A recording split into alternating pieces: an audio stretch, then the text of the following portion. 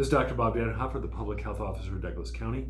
We've done some videos on what to do if you test positive. We did another video on what you should do if you're a contact. And this is the third video that we're doing in the series of what you should do if you have tested positive for COVID and when you should seek other help.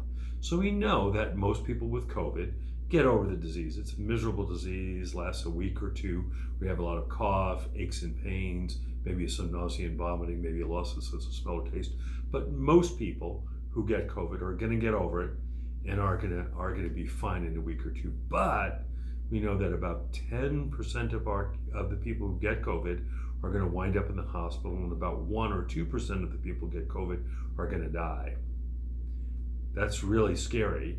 And so we want you to know what to do when you should seek help if you have COVID. So if you have COVID or think you have COVID and have mild symptoms, low-grade fever, little fatigue, headache, runny nose, whatever, those things are not particularly dangerous. But there are a couple of things that we've seen are really dangerous. The first is troubles breathing. And this troubles breathing can be pretty subtle. We've had some people call us, have a little bit of trouble breathing. When checked out, they're really in trouble with very low oxygen levels. So if you are having troubles with shortness of breath, difficulty breathing, shortness of breath, especially with exercise. So most of us can walk up a flight of stairs or two and know how we feel after we walk up the flight of stairs or two. If that markedly changes, that's a big concern. If you can't hold your breath, and again, most of us can hold our breath easily for 10, maybe 20 seconds. If you can't hold your breath easily for 10 seconds, that's a worry sign, and a worry sign that your oxygen level is low. If you're breathing faster, so you're living with somebody say, boy, it seems like you're panting or breathing faster, that's a worry sign. And the best way to know what your oxygen level is you have one of these little pulse oximeters that you can get on Amazon or you can get at the drugstore, and they show what your oxygen level is. For most people who don't have a pre-existing history of emphysema or other problems, your oxygen saturation is going to be 92 or above. If your oxygen saturation starts falling below 90, that's kind of a warning sign, and you should seek other help. The second thing that we see is that people with COVID frequently really lose their sense of smell and taste and very much lose their appetite. And many of the patients we see with COVID are significantly dehydrated by the time they seek care. So you may not be thirsty, things may not taste good, may not taste good, but you really, really have to try to drink during the time that you have COVID. So we're really, really asking people to be sure that they force the liquids, even if they think they don't need them.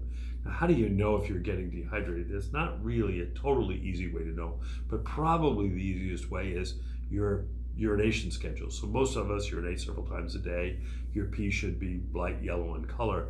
If you're not urinating several times a day, or if your pee is starting to get dark, that's a sign that you're getting dehydrated and you really need to push fluids.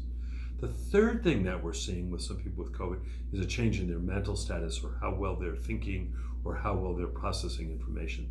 And that can be pretty dangerous. Now, sometimes it's hard to notice this in yourself, but others may notice this about you, that you're seeming sort of out of it, that you're not sort of understanding what goes on. And that also is a worry sign, because that can happen from the COVID itself, or it can happen from the low oxygen levels.